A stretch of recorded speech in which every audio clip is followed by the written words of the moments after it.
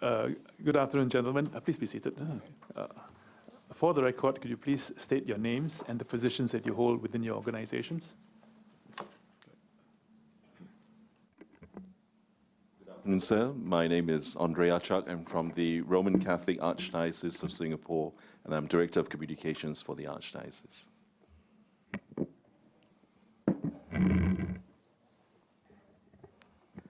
Good afternoon, sir. I'm Dr. Rowan Chia. I'm from Trinity Theological College. Good afternoon, Chairman. I'm Mui Fung Yen, General Secretary of the National Council of Churches, Singapore.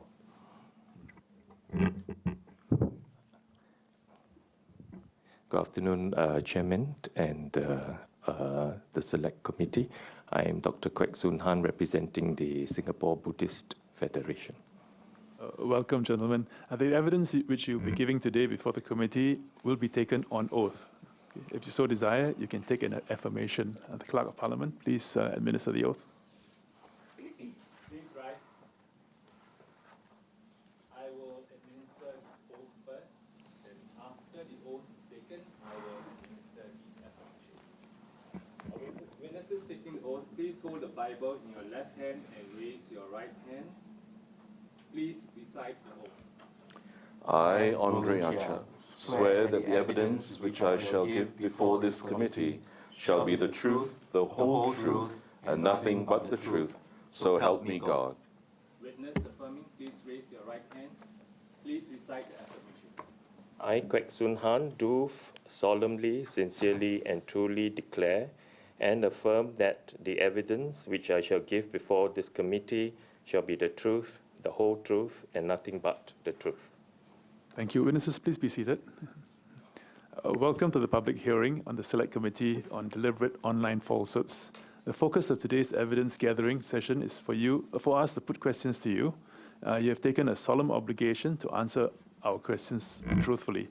And we'll now call on Minister Shanmugam to... Thank you, Chairman. Good afternoon, gentlemen. Good to see you all again. Slightly different context. First of all, thank you for the written representations, and they're very useful for us, and thank you for being here. We have you on a panel, so at least as far as I'm concerned, what I'm going to do is take you through, as a panel, through some of the background points first, some of the research, and maybe you can let me know whether any of you disagree or have a different view on those. Then we can go to the individual representations. So, because you're not experts with some of the information, and I think it's useful to look at it in terms of background. For a start, I would like to refer you to one of the submissions that one of the other representatives have put forward. It's Mr. Ecker at paragraph 18. It will be shown on the screen, so you can look at that.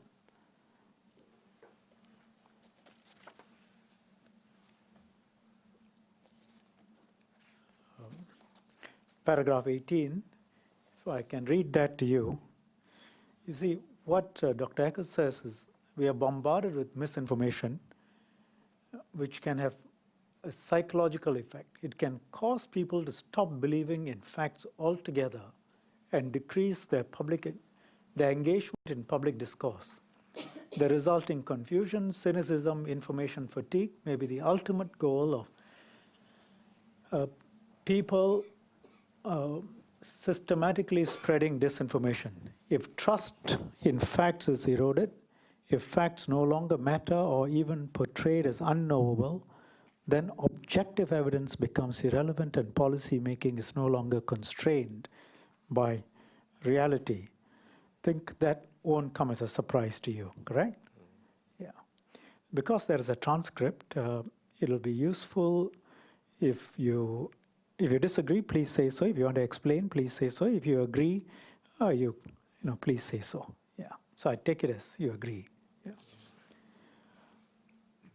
And secondly, there is a paper by Lewandowski, which some of our representatives have referred to. if I can refer to that, at page 355.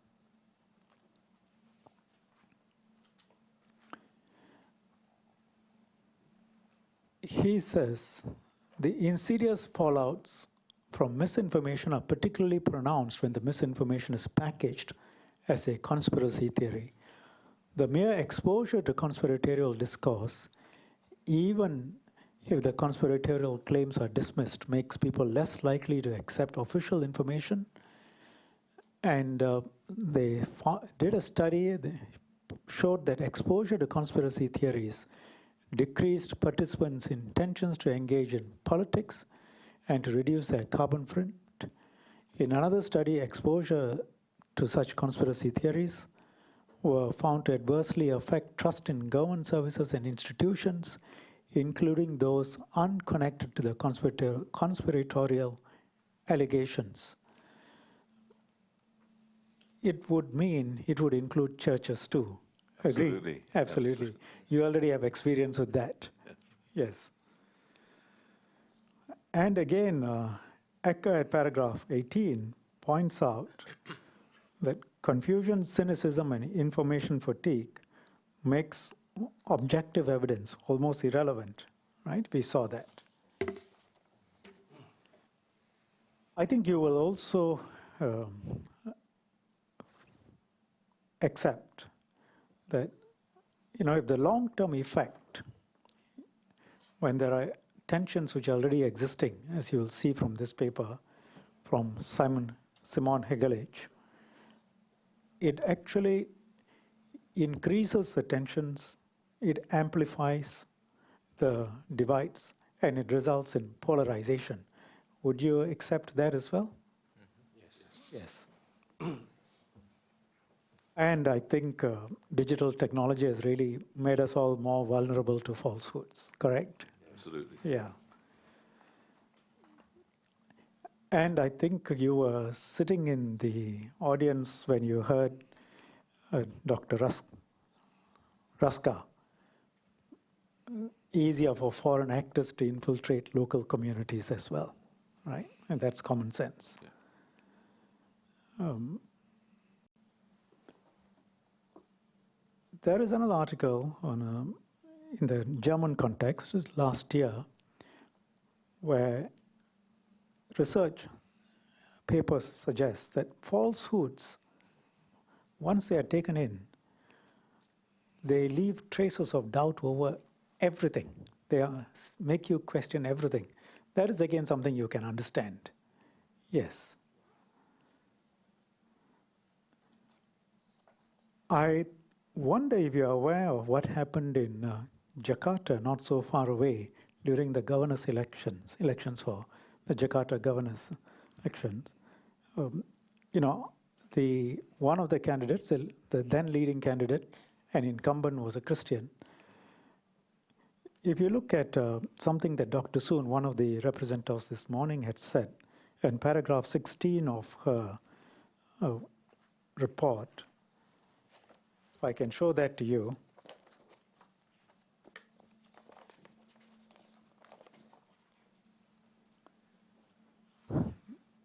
There was a doctored video of Ahok making a speech, which was made to look like an anti-Islam speech. In fact, he did not make any such speech.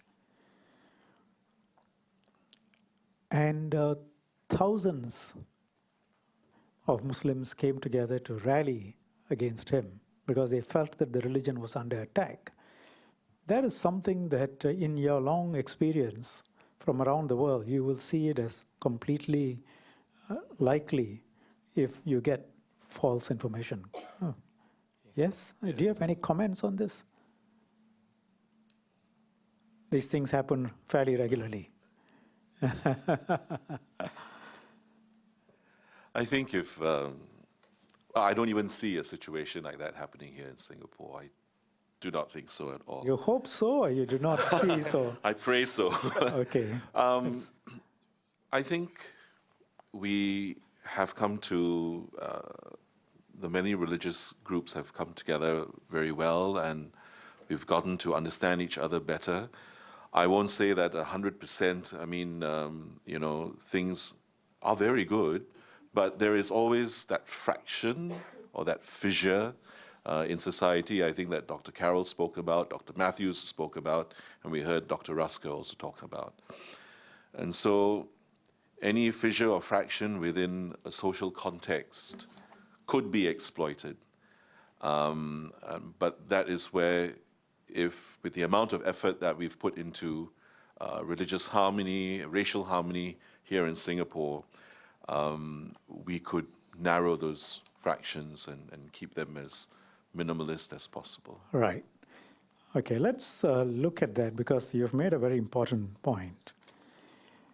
You know, I think the Pew Religious Diversity Index ranks us as religiously the most diverse place in the world, correct? Yes. Now, I think you've made a very good point in saying we have a good situation in Singapore. I think, I think it'll be useful for me to hear from you why you think we have this situation today in Singapore. And if I can hear from each of you on this. If I may start. Yes, please. I think it started from the very beginning when our founding fathers made it very clear. Mr.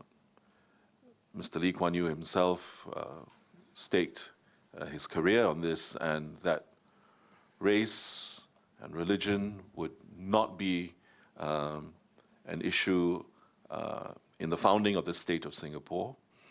And we have worked very hard over the years, and even with the political, economic, even religious conflicts that we hear about, Singapore has always been at the forefront of informing the people, not hiding these particular circumstances, but we've been discussing it publicly, and I think that helps.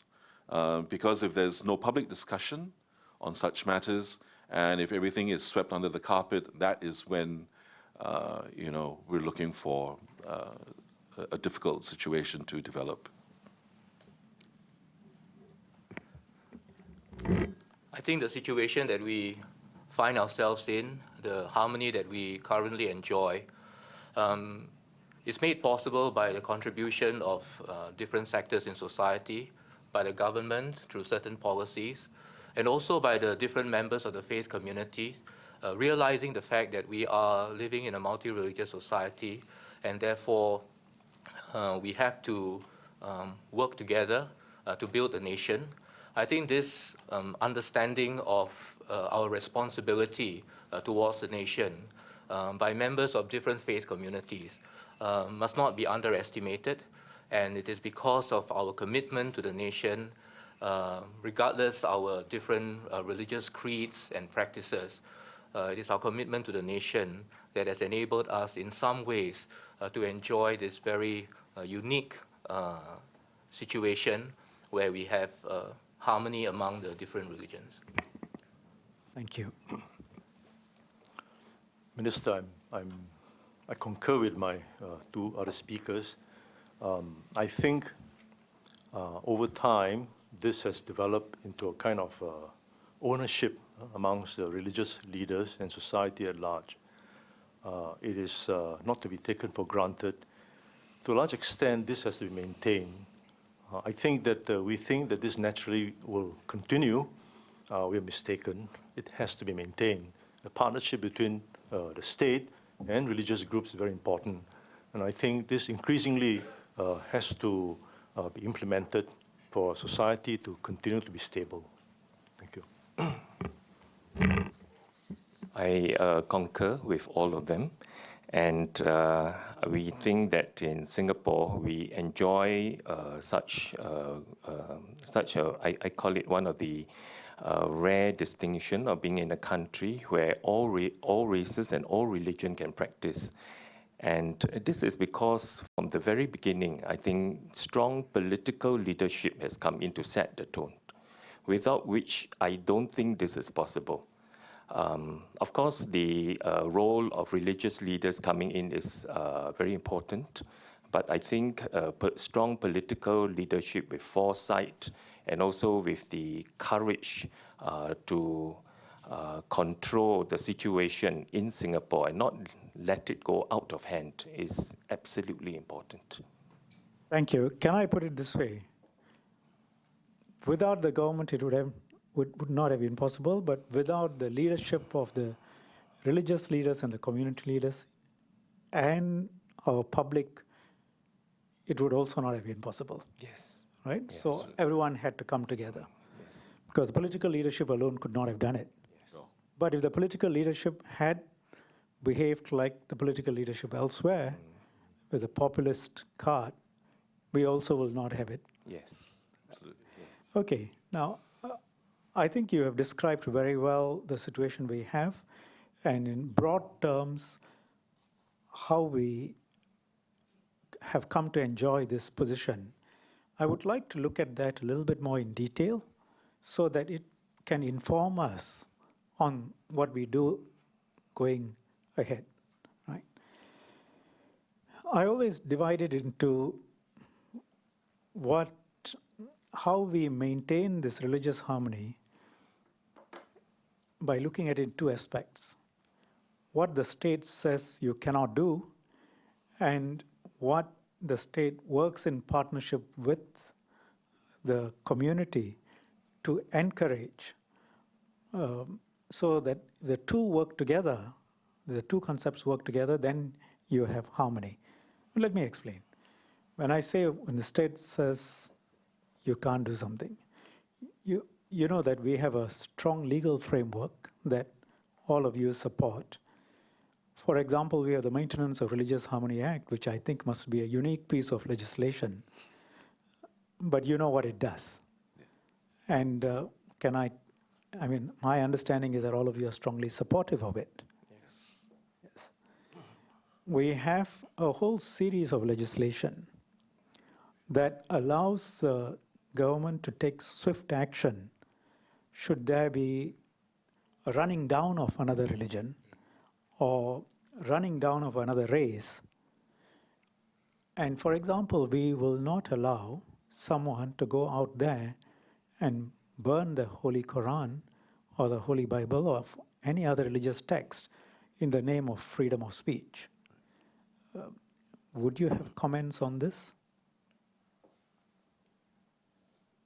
I think Dr. Noy wants to say something.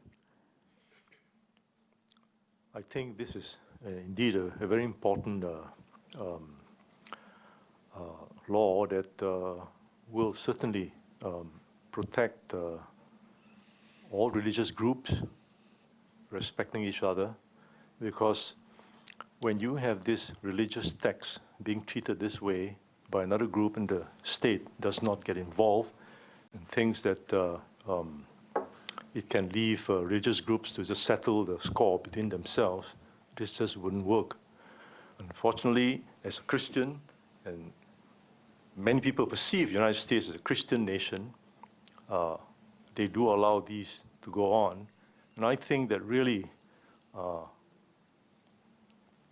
if we ever venture that way, we're in deep trouble. So I would say that this bill, Maintenance of Religious Harmony Bill, really has its effect on protecting all religious groups. Recently, last week, in fact, we held a preaching symposium. More than 200 pastors turned up at Trinity Theological College. And one of the topics was, when you preach, how do you observe the Maintenance of Religious Harmony Bill? And I think, generally speaking, all the pastors were clear that there are out of bounds, markers that you have to observe. So I think in many ways the church subscribes to this, at least the Protestant church, represented by the National Council of Churches. Thank you. I think the law which prohibits any group from mistreating or treating disrespectfully a religious text of a particular religious group is something that the Christian community and National Council of Churches can affirm because we believe that although the different religions have different creeds and practices, there must be mutual respect. And this respect must be accorded at every level, and this respect must be made very tangible. It must be made manifest. And I think the Christian community in Singapore will not tolerate a group that would show disrespect to another group by burning its sacred text. So the law, in a sense, is in harmony with Christian values as well.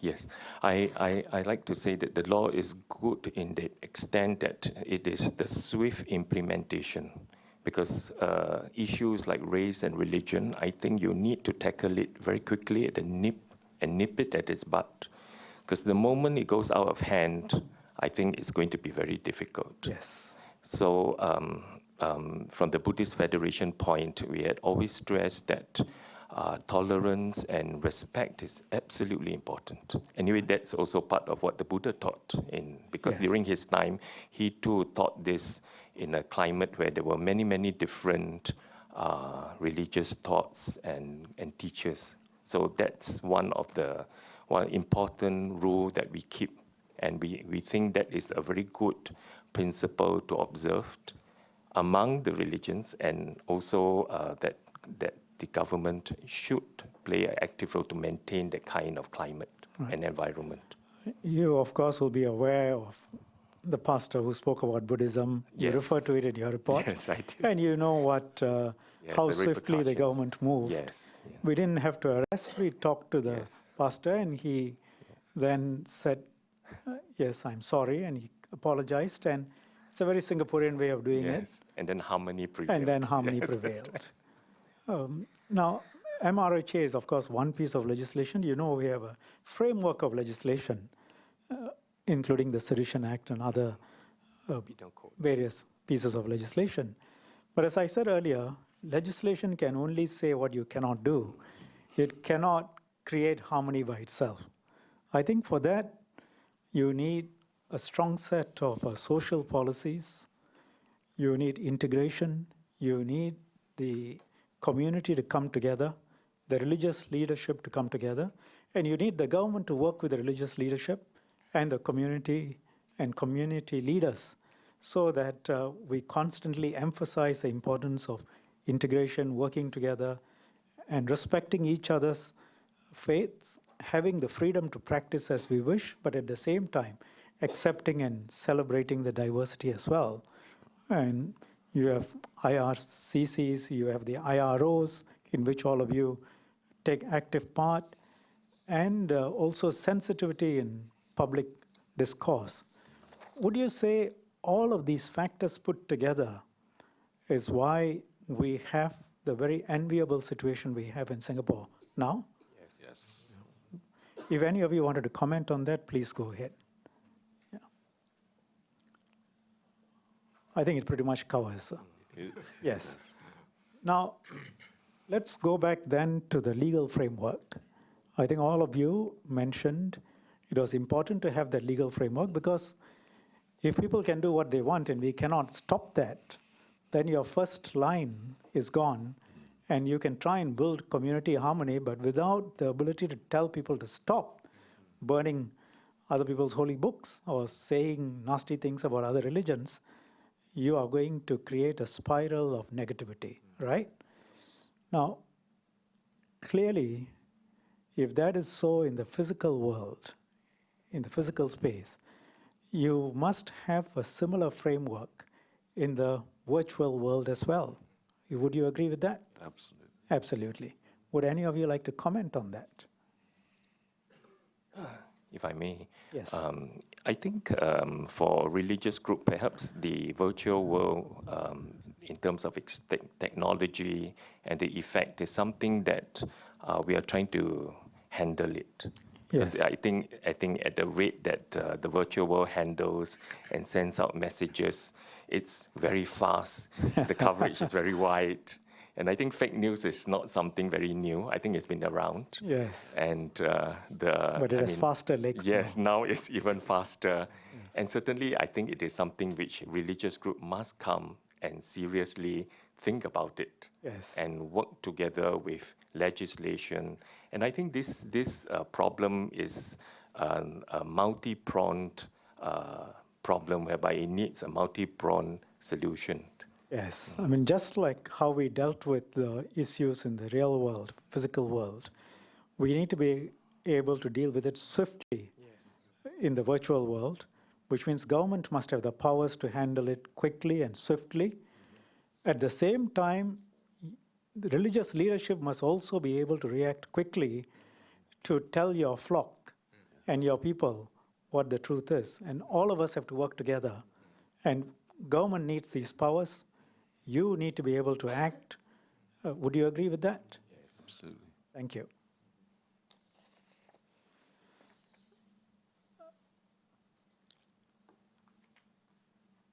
One example, I think, would illustrate what I mean. Again, it's from the physical world, but I think it applies equally to the virtual world. All of you, certainly the Catholic Church, will be aware of Charlie Hebdo. I think the Catholic Church in particular has been the subject of a whole series of unfortunate caricatures by this particular newspaper, apart from Muslims. And I haven't made a point of reading it, so I don't know whether the Protestant churches have been subject, but I wouldn't be surprised. We don't allow that in Singapore. And we say freedom of speech doesn't extend to that. And we must take the same approach in the virtual world as well. Would you agree with that? Yes. Right. The focus of this select committee is specifically on deliberate online falsehoods. That means people sitting somewhere deliberately creating falsehoods online.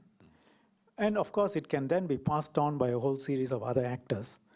And how it impacts on society, what are the measures we take, and impact on religion, focusing and exploiting religious divisions, can be a key part of it, which is why I think we are talking to you as well and getting your viewpoints.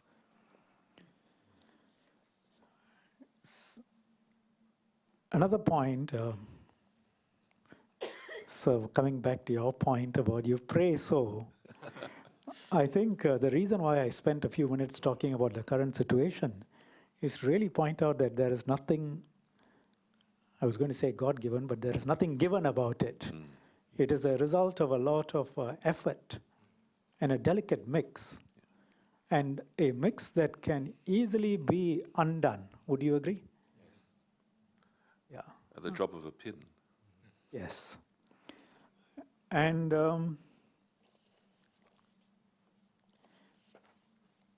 now, if I can specifically look at the individual representations, National Council of Churches, you sent in a representation on the 6th of March. You have listed some of the issues, steps that can be taken as voluntary measures. And you point out at page 3, second paragraph, that these voluntary measures are not very effective in removing illegal content. That is, that's been your own experience as well? You've seen that, or you've seen research suggesting that, right? Yes, that particular section deals with voluntary measures by the industry, Yes. by social media platforms. Right. And research has shown that it is not entirely effective. Yes. In fact, it is quite ineffective. Right. Thank you. And you've also said it, the third paragraph, that social media platforms can no longer be seen just as platforms, but must bear responsibility for the content they publish. Would you care to explain a little bit about that? Well, that's based on the research by Konrad Nikowitz that I quoted in that particular section, that we quoted in that particular section. And in his paper, he suggests that perhaps social media platforms should not be seen as internet intermediaries or platforms, but they should be regarded as social media companies, Yes. which then would place them under the usual press laws. Right. So that is the suggestion, Right. and I think there is merit in that suggestion.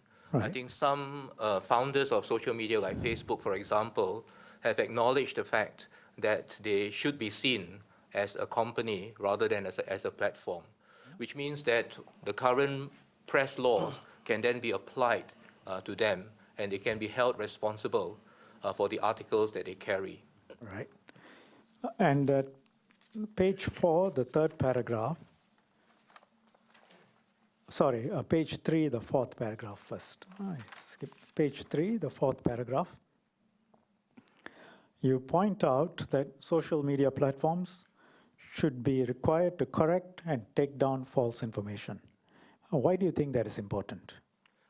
Well, I think it's important for social media agencies, platforms, companies to take some responsibility for the articles that they carry. And I think the onus is on them in some ways to ensure that the articles that they carry do not cause any distortions that might result in conflicts or whatever. So it's just basically placing the responsibility on the shoulders of social media platforms, which can be regarded as companies. But all of this would come to nothing if the government is not able to direct them to do so. Exactly. And so we come to the next point, page 4, third paragraph. Yes. Government has got to consider legislation, as you point out. Yes. Yes. Thank you. And you refer to the example of some other countries Yes. as well.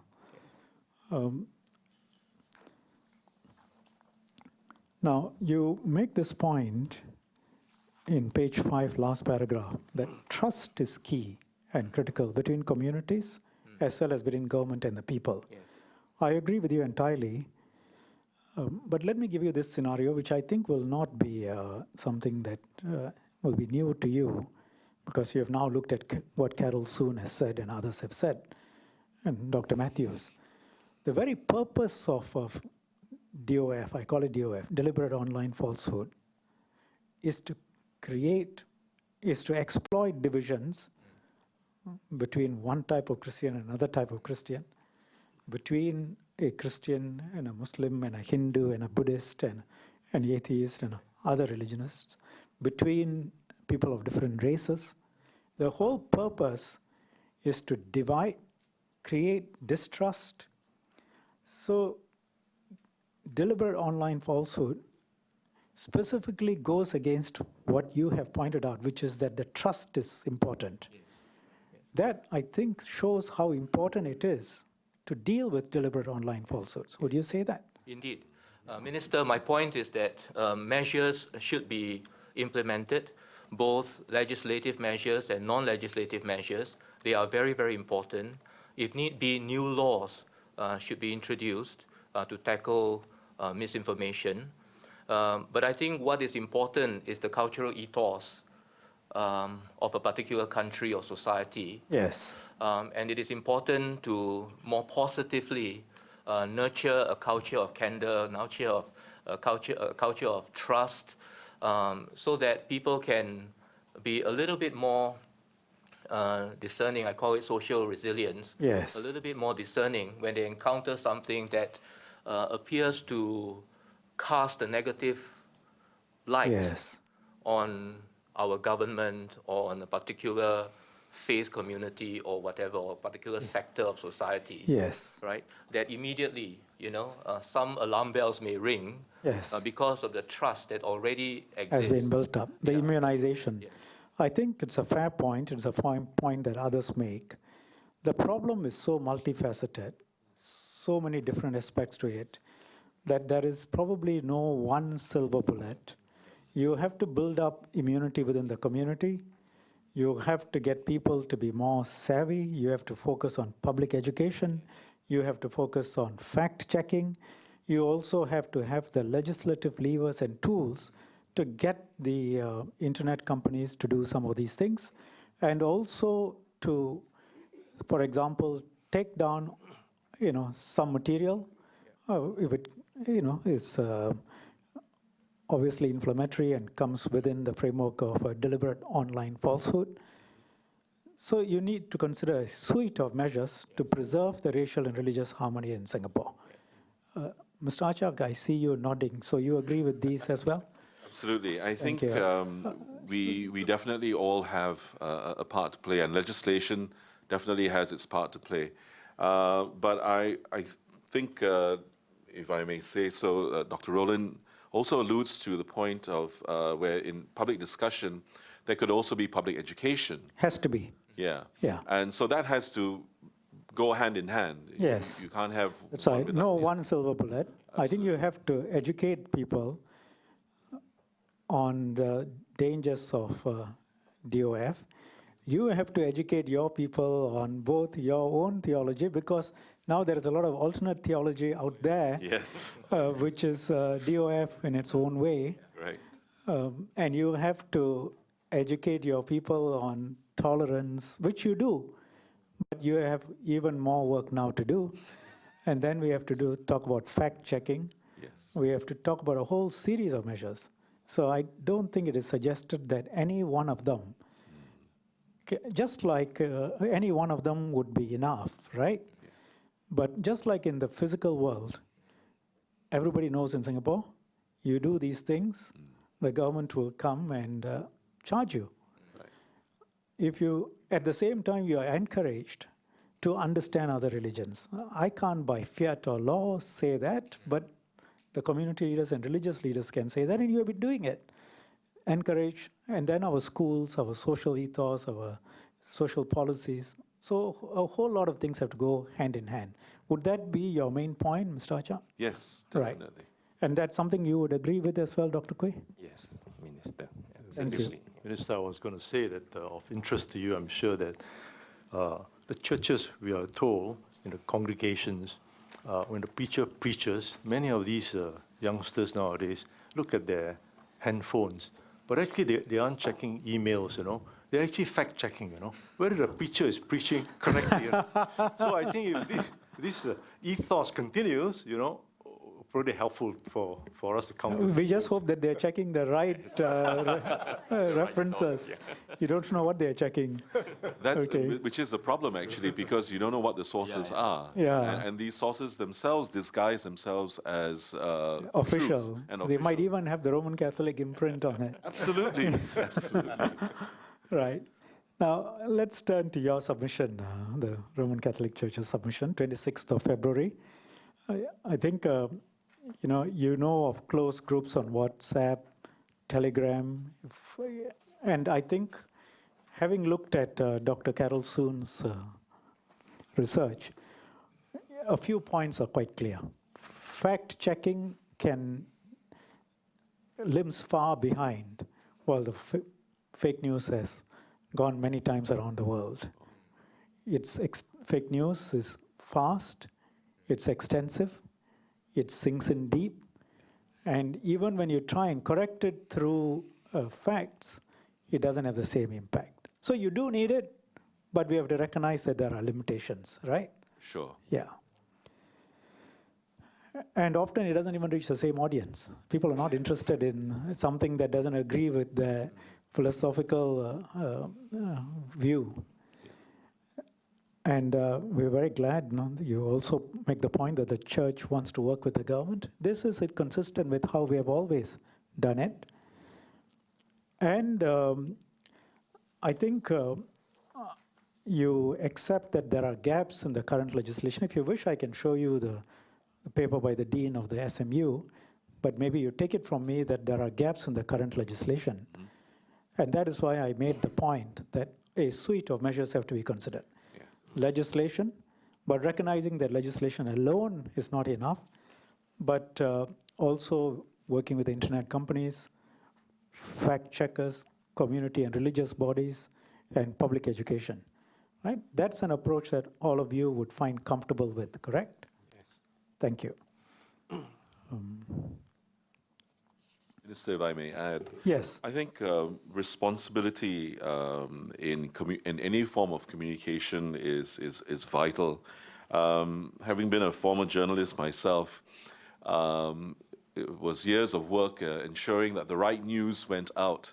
But you're right, not everybody is interested in the right news. And it's always something that is salacious or malicious, that gets the headlines or is scandalous for that matter. Yes. The more scandalous, the better. The better. Right. But not good for the community that is hit, for that matter. And so we've taken a lot of, just sharing a little bit of our experience as well. Coming into the social media age for the Catholic Church has been a little bit of a labor, actually. We've not caught up as quickly, but in recent years we have. And we've used, thankfully, all of the platforms to our whatever has been availed to us. But we're still trying to get the rest of the buy-in from the rest of the clergy, even from the faithful, because they don't see the social media space as space that needs to be protected. And we need to, because we've already had situations of the Archbishop's profile, for instance, just last week on 7th March. It was stolen by someone, so to speak, and that person made If that is done in Singapore, you would want the government to act, right?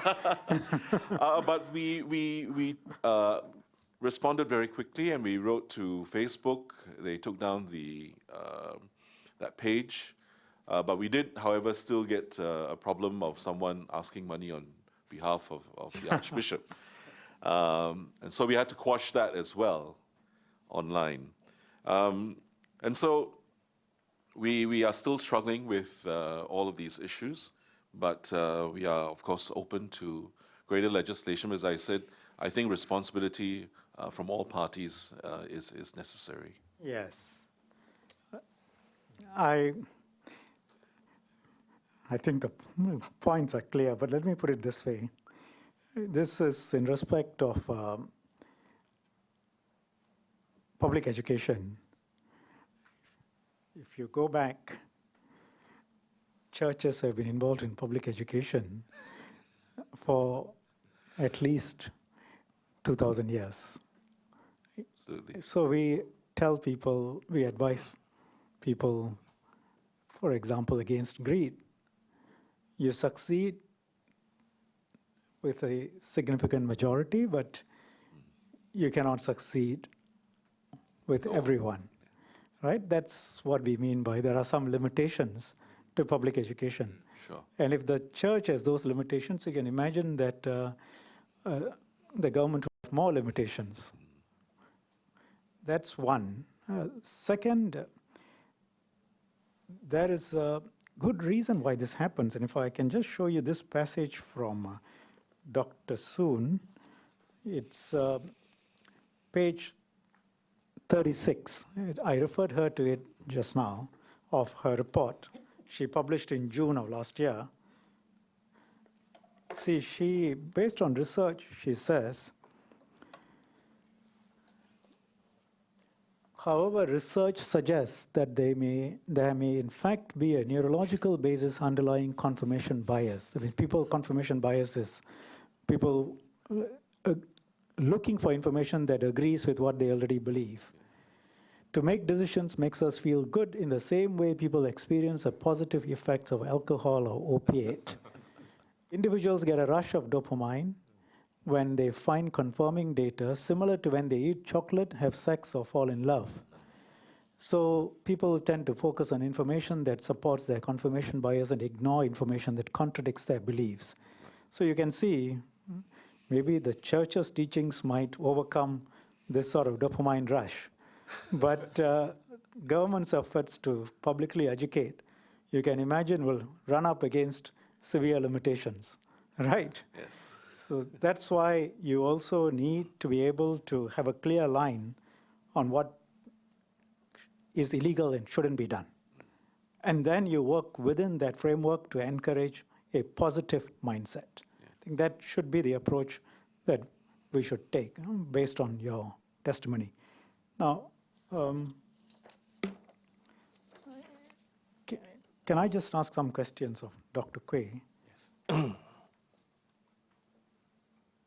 You have pointed out that there are falsehoods relating to Buddhism, and you have explained the causes for such falsehoods to spread. And you also talked about the impact and the consequences of these falsehoods. And you referred to the example of Pastor Ronnie Tan. Yes. Do you have any comments on how the system has worked for the Buddhist community in Singapore? How the Buddhist community handled this? How the Buddhist community handled it, Handled and if you have any comments on how the government handled it. Okay. I think what the government did was absolutely correct, because someone has to come in to rectify this before this goes out of hand. But within the community itself, we had people who were very unhappy about this too. They feedback to us, and we then have to explain to them that one, of course, in this incident, of course, he ridiculed Buddhist teachings. And generally, as Buddhist, I think I speak not only for myself, but also for most of the community, is that we are pretty tolerant people, and we don't just get terribly upset over this, go out to the streets and do demonstration. But certainly there were unhappiness over this matter. And this is where religious leaders have to come in and explain to our members. And that's what we did. But it was possible to handle it that way in Singapore because Yes. there was trust in Absolutely. the community leadership, in That's the right. religious leadership, and in the government. And in the government. You have seen in other countries that Buddhists have also gone on riots. Yes, riots, yes. Like, for example, I mentioned, like in Burma, Myanmar, Yes, at Myanmar. Rohingya. Now, you discuss at page 5, paragraph 4, the possible countermeasures, Yes, and you also support effective laws. You say that in page 6. yes, Yeah. Well, you say that we must have effective countermeasures to detect, isolate, and contain fake news. I think I can only say to you, we can only try, because the originators of DOFs will try and get around whatever measures, laws we have. And but we have to try. I mean, that's that. I think you will agree with that. yes. Right. Thank you. Thank you. Mr. Ayu? Thank you, Chairman. Thank you, sirs, for your sharing today. Firstly, let me just express my gratitude and how heartened I am by the efforts and commitment you've put in to maintain religious harmony. And I think we all are very committed to this. We also realize that the tensions can affect this stability. And we've already seen it in the context of radicalization of Muslims and fear of terror in Singapore. And I think Dr. Matthews earlier also shared these issues and concerns. I'm just curious. I think somewhat it has been covered by the earlier discussion, but I thought if I could just get somewhat of a summary from each of you in as far as what has been your main challenges in addressing the issues with regards to deliberate online falsehoods, with regards to your congregation. How have you, what have been the key issues that you have faced in terms of whether people are accepting it? Because I think we all agree that it is a multi-pronged approach, and one of the approach and the key thing that you've suggested is really to provide that platform to educate people, to nurture them so that they understand. And this is something easier said than done. So I'm just wondering what have been your main challenges, especially in this new era where technology and deliberate online falsehoods threaten to challenge our usual understanding and assumptions of things, and what has been the strategies which has been applied and has worked. Some of the things that we've mentioned include what the Roman Catholic Church has done in terms of monitoring social media and seeing how it works and quickly addressing issues when they come. So I'm wondering if you could share in respect of each congregation how that has happened, the challenges and the strategies that you have applied within your congregation. Okay, shall I start first? First, let me start by saying that the Catholic Church like the rest of our Christian brethren, in the document Nostra Aetate, it talks about the document of respect for all religions, and that there is goodness in all religions. And so this has been the basis on which the Catholic Church puts itself forward into the world, accepting and wanting to befriend anyone of any other religion. Here in Singapore, I think some of the issues that we face are when we get, reactions to news of radicalization from of other communities. But then we have quickly acted on that, and we've shared always the church's point of view, and very quickly we get either the Archbishop to come up with a statement, and internally we would send that out. But we've also extended our reach by trying to ensure that whatever is sent out, because even then internally we found that some of the messages that we sent out were, either edited in certain forms and certain lines left out. And so what we've done now recently, we have put on our website, on our main page, what we call a check. So if you get a particular WhatsApp message or a particular message on Telegram, we have, all you need to do is to ensure that this is verified information. You just go to check.catholic.sg and you would be able to verify whether or not that is news that is kosher and it is from us. So that's what we've done. And we were trying to get as many people on board on also using our app. And the app is good because we can push out messages. And if you download that app, we are also very sure that you will get the right information.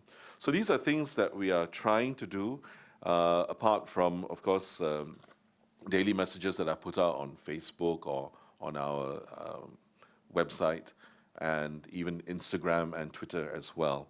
So it's a continuous battle, day in and day out. Many of us in my team do not sleep until about 11 p.m. We close our eyes and think that peacefully things will be fine, but then we get up the next morning, we'll find something has cropped up over the night. But yeah, it's a daily challenge, and you're right, we need to just soldier on, so to speak. Thank you. Well, in the NCCS, we are a lot more decentralized because we are actually a fellowship of churches, unlike the Roman Catholic Church, where the bishop calls the shots, So what we do would be to encourage the denominations and local churches to ask the pastors and the church leaders to be alert to these things. So we can only encourage them. And we are thinking of working on advisory to our churches as a result of this select committee and all the exercise that's going on here in discussions. We should do that, and I think this will be an offering, an advisory to all our NCCS churches. Regarding just one side response to what you asked, not so much fake news as attitudinal change for our churches. Over the years, our Protestant churches, for one reason or another, seem not to be too outgoing in terms of relating with other religious groups. I think that's quite clear to many people as well. Some reluctance, I suppose, part of the heritage of the Protestant church vis-a-vis the Reformation.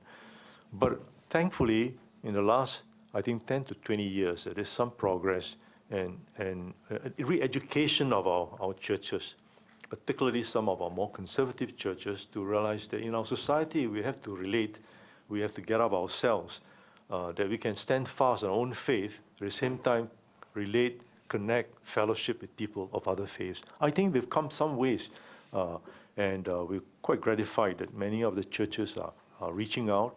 And through NCCS, we've related very well with the Muslim community as well. And I think that has been something which I'm very pleased with. So that's what we're trying to do. On the Buddhist community, I think the way that Buddhist temples and associations are run very different from the other religions. We don't have a centralized authority like the Christians, like the Roman Catholics. I think that's because that's how the Buddha wanted to leave it. So we have many traditions, and the federation itself is a voluntary organization where people opt in if they want to join us. Perhaps the assuring value, I think, of practicing Buddhist is that this emphasis always on inquiry. This is important. The Buddha stressed a lot on the individual experience and practice of reflection, inquiry, and investigation. So this is something we try to encourage all our members to do, that whatever you get, whatever it is, nothing is sacrosanct. You have to examine it, look it, and experience for yourself. So this is one angle which I think we will try to emphasize on this. The other one which I have suggested in my paper is perhaps we could do, the Buddhist community could have a centralized platform where people can write in and query and ask questions and clarify. Because in my paper, I also said that sometimes this so-called fake news may come from someone who is quite interested to know more.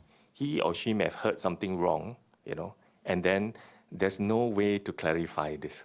So this person then raised this up, and then it goes round, and as it goes round, it may agitate people. So perhaps a platform can be established, at least by the Buddhist community, where people can write in and clarify them, because we have the knowledge and perhaps the expertise to clarify that. Because since we're dealing with fake news, I think the government is good in the sense that they can come in, but at the end of the day, what is fake with regard to Buddhist scriptures must come from the Buddhist community to support the government's effort. Thank you. Hold on, Ms. Chia first, and then after that, Peter. Thank you. Gentlemen, thank you for being here with us today and also for sharing your views with us. I think first I would like to say that in Singapore, we are very blessed to have mainstream religious leaders who believe in the importance of religious harmony as well as our responsibility to our country and our countrymen. Having said that, I have a few questions, and perhaps you could enlighten me. Not every person who professes a religion belongs to an organized place of worship. So even within each religion declarant or adherent, there are people who are outside the fold, so to speak. So that means that whatever you do may not necessarily reach out to the people within the community.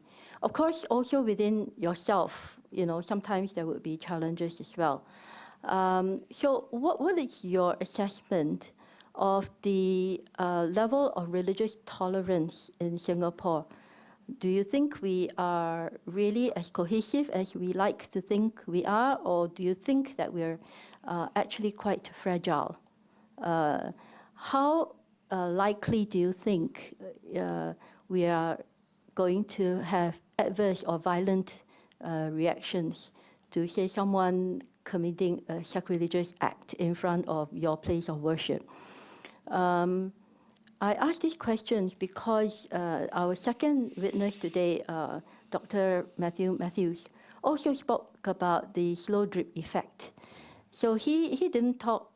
So we're not looking at something that's outrightly, so of course committing a sacrilegious act was outrightly so, but what about all the other slow drip, the little bit here and there, that corrodes our respect for each other? So that as the backdrop, my question is, what is your assessment of our religious cohesion in Singapore? Thank you. Ms. Chia, I think social and religious cohesion is always a work in progress. We can never say that we have arrived, and we can never say that we have reached some kind of utopia. And therefore, it is something that we have to keep working at. I think there is considerable development. I think there's considerable progress with regard to interfaith relations here in Singapore. But I don't think that all the fault lines have been eradicated. I think they are there.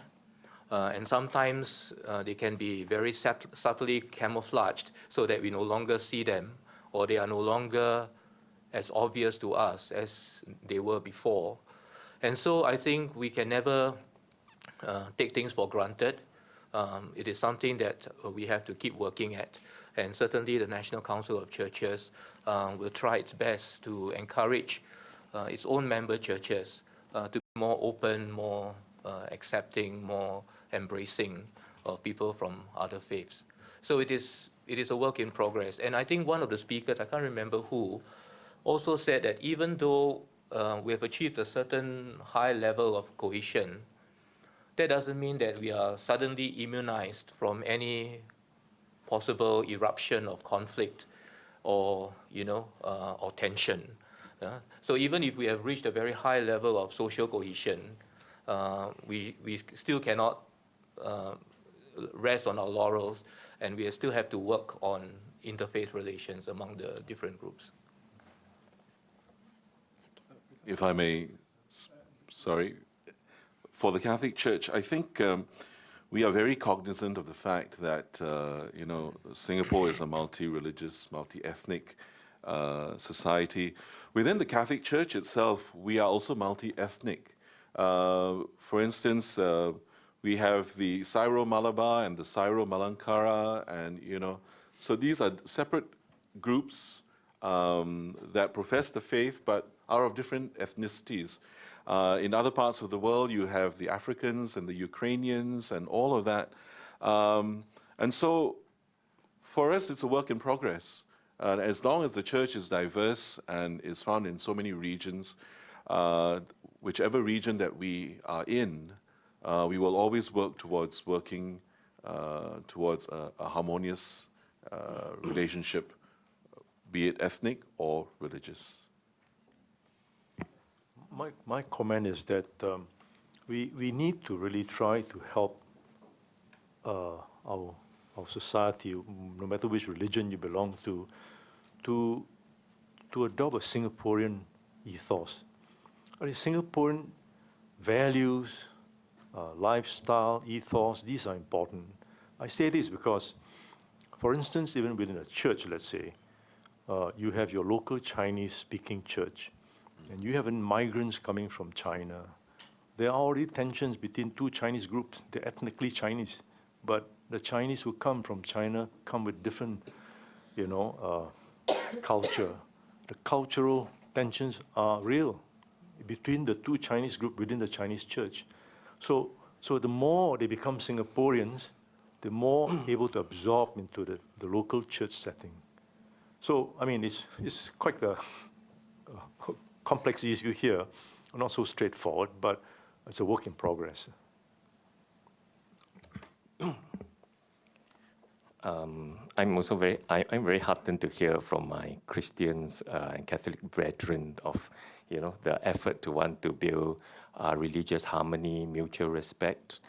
From the Buddhist community, we do have sometimes complaints from parents. They telling us that the children has been converted, through influence in schools, in Christian schools, and this is a concern because once they have converted, they feel that the traditional values which the family has now not being followed, and this poses some kind of emotional fear in them.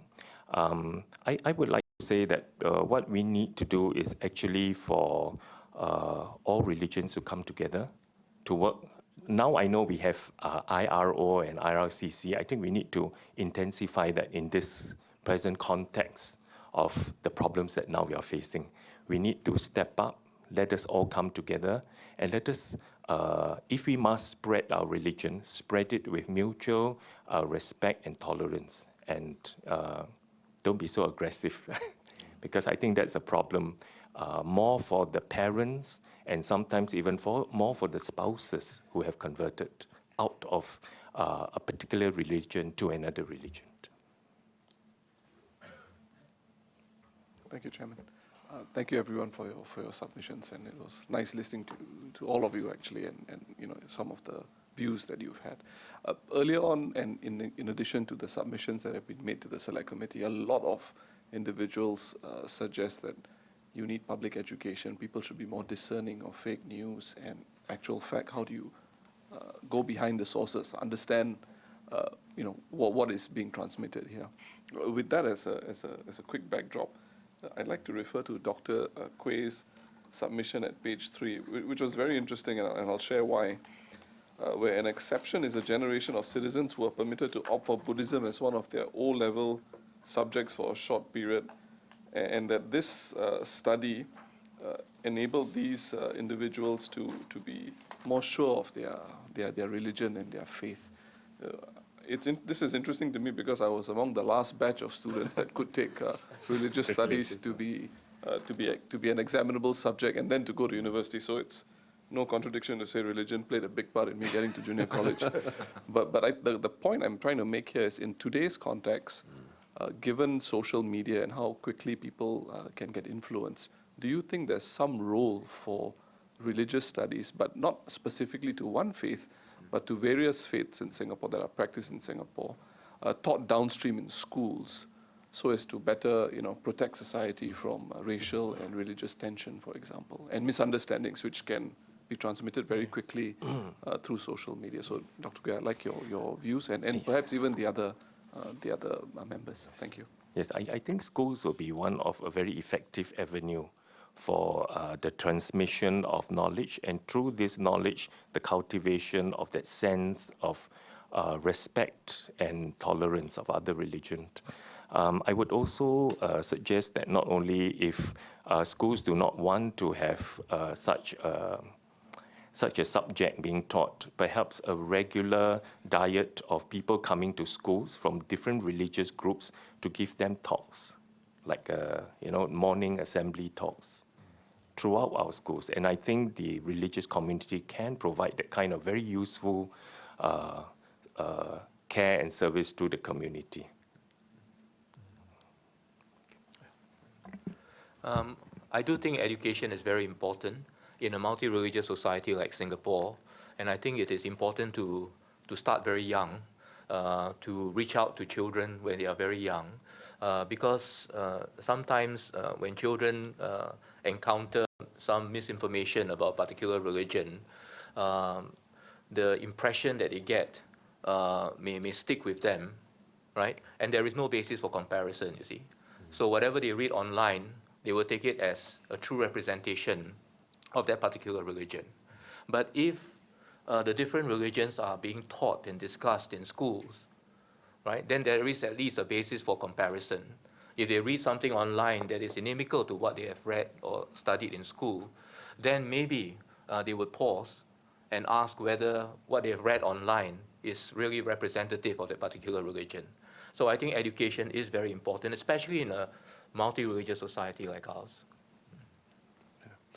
I think, if you remember any prejudice, well, maybe in my time when there was less social media, any prejudices that I had of religion or ethnic group would have been what was said to me by my grandparents, parents, family, and I would have been, influenced by that. But having said that, with that being the normal transmission of information and prejudices in most societies, I think if within our school system we could have social studies, and we do have that, if religion in a general context is introduced into the system without the fear of proselytization from any specific religion, I think that would be absolutely helpful for the students. because it's not only religion, but it's also culture that they learn, you know, and it's a greater understanding of languages as well. So the richness, the vast richness that religion can bring to all of society is bountiful almost. Yes, Dr. Janal, go ahead, please. May I just follow up on that point about religious education in schools? A few points. You know it's been tried, and we have had some history with this. Not without some concerns from the general public. Sure. Not so much MOE or the educators, but the general public. Yeah. And their concerns are partly on the exposure of their children to other religions. There is a view that about exposing a child to a multitude of religions. There is a view out there among the public about not exposing the child to religions other than one's own. Right. That's one contradiction or one tension that we have to deal with. The other, which is now not historical, but still live in terms of this issue of religious education in schools today, is where there are issues around, some may say values, some may say facts, which are not religious per se, but which impinge upon someone's religious world views. And two easily understood examples are evolution and sexuality, where the educators in bringing those to bear are not necessarily talking about it from a religious point of view, sure. But there is plenty of opportunity for the public to understand or misunderstand that attempt in a particular way. And third point is, given the multitude of religions that we have in Singapore, some lines need to be drawn about the extent of curriculum time. I'm sorry, wearing my MOE hat, we don't have an infinite amount of hours in the week. But given those concerns, speaking from the point of view of the religious community, how feasible do you think it is to be able to articulate a balanced, reasonable approach around religion within the education space that the general broader public would buy into? And is that a concern where we may end up not being able to do it in a balanced way?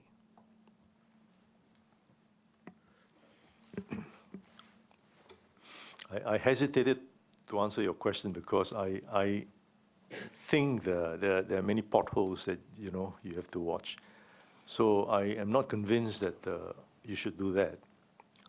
Agreeing with you on those reservations. But there must be a forum or some place, maybe what Dr. Quay says is right. It's from time to time some kind of a invited speaker to speak to the whole group rather than a subject in itself. So because we really don't want to allow, well, I wouldn't say allow, but encourage proselytizing at that age. As a Christian, that may be part of our ethos or belief, but I think we should watch that carefully, that people come to faith on their own volition and not, too much pressure. So I would be very cautious about that, having a subject on various religious groups, religious faith taught in a way where it would give the impression that some conversion is taking place. But if I could understand you, you're not, for a minute, suggesting that maintenance of ignorance is going to serve anybody. I mean, I think we all agree upon that, right? Right. It's just a matter of what shall be the modality, exactly, the medium, and the location of that education. Exactly. But I think we are agreeing that the more that people know about these issues and these subject matters, the better they'll be inoculated against falsehoods, whether online, and certainly those that are deliberate. But that this is an area that we have to deal with some degree of sensitivity. Would that be a correct characterization? Yes. Certainly. I mean, even in the religious mission schools that we have where chapel services are conducted, I speak for the Methodist schools in particular, the chaplains are all cautioned that, it should not be a place where you're going to do hard sell, So I think we also have to check ourselves within that community. If I may just add that why I suggested that having it in school is better is, I think, for two reasons. One, I think nowadays the population of Singapore is quite different, the profile. We are all educated. It's easier for families to accept. And secondly, children or students, they'll get the information somewhere. It's so easy. They just go, they have a handphone, one click, and they get it. So, and then the question is where's the source of this? This is where the school can come in, I feel. You have a school, you have a curriculum, you have experts who come in to come out a proper syllabus, and this can be taught through to the students, through the school system. And this is, for me, very important, because it's very effective.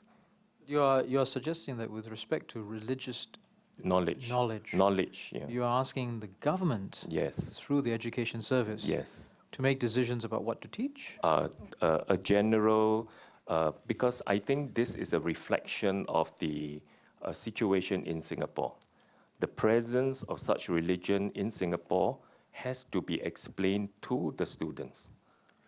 I understand, but the content, I worry that your colleagues on the panel and perhaps the broader public may not be so supportive of the idea of the government deciding about what within religious knowledge needs to be taught. I think this is an excellent opportunity for the government to work with religious communities, right? In the sense that religious studies or religious knowledge can be part of the curriculum, but the content that goes into the syllabus, for example, can be discussed with different religious groups. So, for example, if Roman Catholicism, right, is one of the lectures, one of the lessons in this particular course, then the content that goes into that lecture, right, can be something that is approved by the Roman Catholic Church. So it is an excellent opportunity for the government to work with religious bodies. But unfortunately, the government would then have to make a decision about how many hours to allocate to it. Yeah. I think Well, that you the can't get government away can from do. the tension of the government having to make a potentially difficult decision about that, which not everybody would necessarily accept as being correct. If I can share, in secondary two, I learned about Buddhism, Islam, Christianity, and it was just Christianity. It was not Catholicism, and so the broad strokes of the major religions in the world, Hinduism, and all of that. And I believe having learned all of that as part of history made me a better person, because I understood my Hindu friend better. I respected him and understood where he was coming from if he said certain things. My Sikh friend, for instance, as well. Unfortunately, today we don't see many turbans around, but the thing is, I understood how to. No, I wasn't talking. No. The thing is, I understood my friends better. I understand. So, but so the distinction being education about religions in the context of social Yes. studies and history, as opposed to a religious education. Correct. Yes. I think the ideas are very good. I think one of the practical problems we have faced, it might come as a surprise to you, because yes, I think, I understand you when you say having learned about other religions makes you a better person, because it leads to greater tolerance, greater understanding. But we actually get a lot of pushback now from parents when this idea is broached.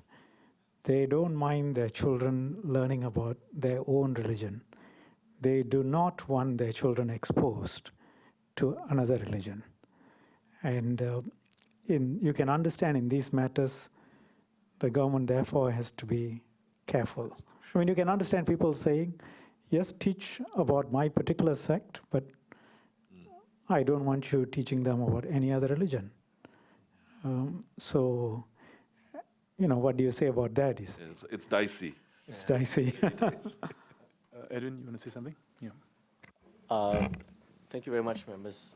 One of the themes that's come through very prominently from all of your testimony this afternoon has been that the harmonious balance that we have struck in Singapore has been very hard-earned.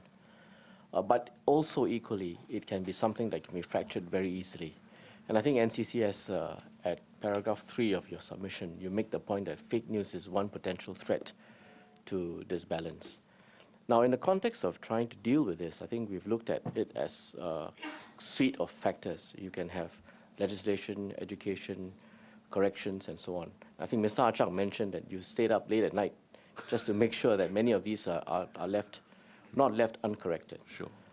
Would you accept that the speed at which it is done makes a big difference in terms of correcting it? Yes. And I think one of the things that you talked about also was that false online information travels much faster. So would you accept that it's a combination of quickly putting out the right facts as well as also being able to quickly remove the wrong facts would help a lot? I think even in speed, a lot of you need to be very judicious in crafting a message that goes out from your side as well. I would always sometimes have to hold back my team a little bit to say, look, consider how we are going to articulate something, because we also try not to step on people's toes, so to speak. But if a correction in fact needs to be made, that correction of fact will be made. Yes. But we do not want to juxtapose or suggest any other way. For instance, we had just again last week, we had someone, an article came out in a local website, a well-known one, about a tarot card reader, and this person professed to be Catholic. And so it was made known to us, and we, without replying to that particular article, put it on our website and said, this is the teaching of the church, and that's it. So we were very careful not to put anybody down. We didn't even mention the name of the website. So while speed is definitely crucial, but you need to sit back also and be very careful of how you articulate what you put out there. What you're saying is you must strike the right balance between the modality in which you do it, Absolutely. and also respecting, I suppose, the sensitivity of the subject matter itself. Correct. But I think you would not disagree that if it's false information about something that is untrue and factually, that has to be corrected quickly. Yes. Yes, thank you.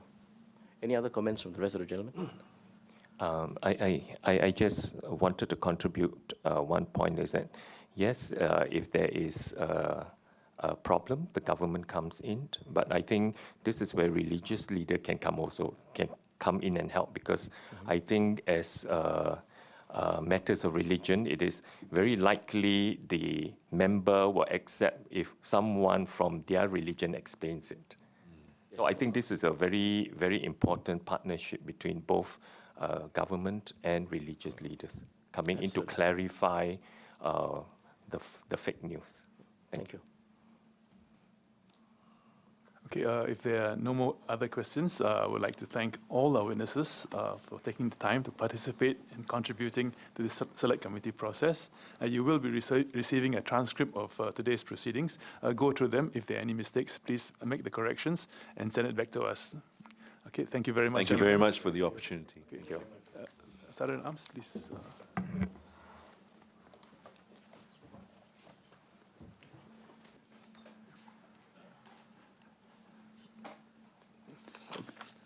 Okay, will the next witness please come to the witness table?